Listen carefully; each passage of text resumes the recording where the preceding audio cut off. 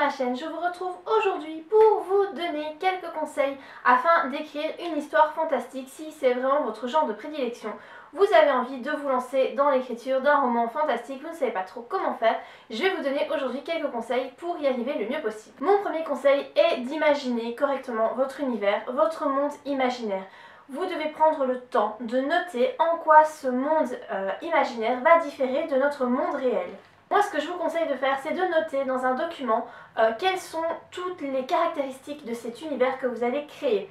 Donc, quelle est la population, quelles sont les classes sociales, les rites, les traditions, comment est l'environnement, comment est la météo, vraiment tout ce qui va faire en sorte que votre univers sera différent du monde que nous connaissons. Ce que vous pouvez faire aussi, qu'on retrouve souvent dans les livres fantastiques et d'heroic fantasy, c'est une carte. Donc si vous êtes plutôt adroit en dessin ou même pas, hein, voilà, vous pouvez imaginer, voilà, ça peut être très sommaire, mais vous pouvez essayer de faire une carte du monde que vous allez créer. Ça va vraiment vous aider à visualiser l'univers. Et voilà, et vous pourrez éventuellement l'insérer dans votre roman une fois qu'il sera publié.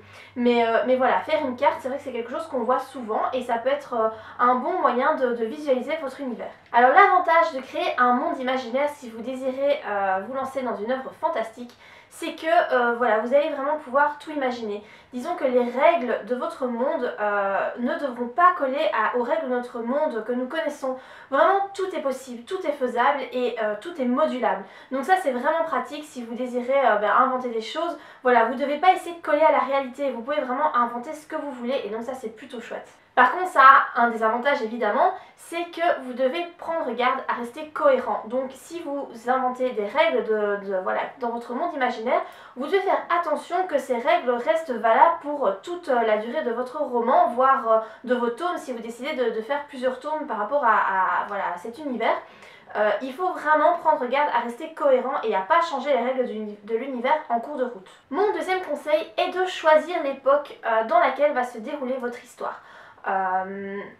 Souvent, les œuvres de fantastique se situent dans une époque qui est plus moyenâgeuse, voilà, plus au niveau de l'Antiquité. C'est pas une généralité, mais on retrouve quand même souvent ces espèces d'époques.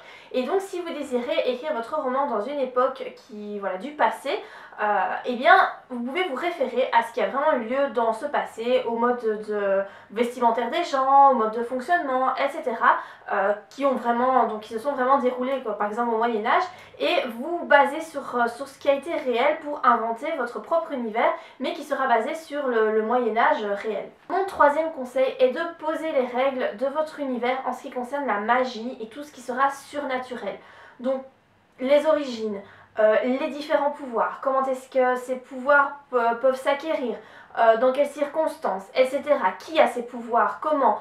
Voilà, vraiment, avant de commencer à écrire, établissez comme ça, voilà, demandez-vous comment cette magie survient ou comment ces êtres surnaturels sont créés, etc.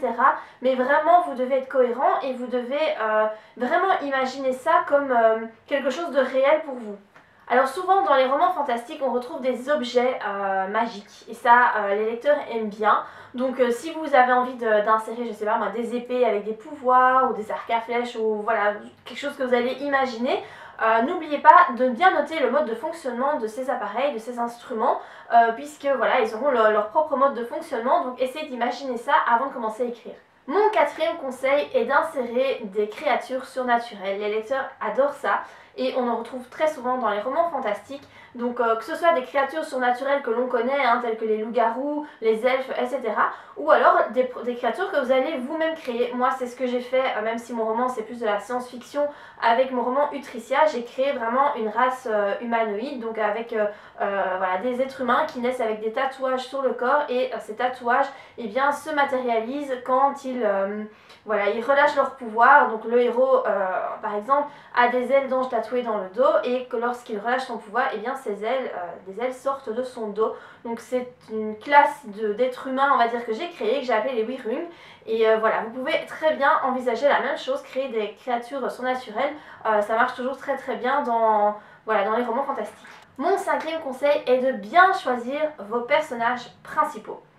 Le tout premier personnage que vous allez devoir définir, c'est le héros, bien entendu. C'est lui qui va combattre le grand méchant, c'est le personnage auquel vos lecteurs vont s'attacher. Il faut qu'il soit en général fort, déterminé, avec une quête vraiment très importante pour lui, avec des enjeux, et c'est eh bien, la plupart du temps lui qui va résoudre le conflit principal. Le deuxième personnage que l'on retrouve en général dans les romans fantastiques, c'est le mentor. Donc par exemple Gandalf dans Le Seigneur des Anneaux. Donc c'est un personnage qui va guider le héros tout au long de son périple, en fait, de sa quête. En général, il connaît beaucoup de choses, il connaît les règles de l'univers, il connaît les règles de la magie, et c'est lui qui va enseigner au héros bien plein de choses et qui va vraiment l'aider à atteindre son objectif. Et finalement, le troisième personnage qui est très important, c'est le méchant de l'histoire. Il faut bien le définir parce qu'il doit marquer les esprits. Donc ce sera l'adversaire principal de votre héros. Bien souvent, le lecteur déteste le grand méchant parce qu'il fait vivre des choses plus ou moins atroces au personnage principal que l'on adore. Et donc ce méchant, vraiment, il faut le soigner. Moi j'ai déjà fait une vidéo là-dessus sur comment créer des méchants vraiment charismatiques, donc je vous laisserai le lien ici quelque part.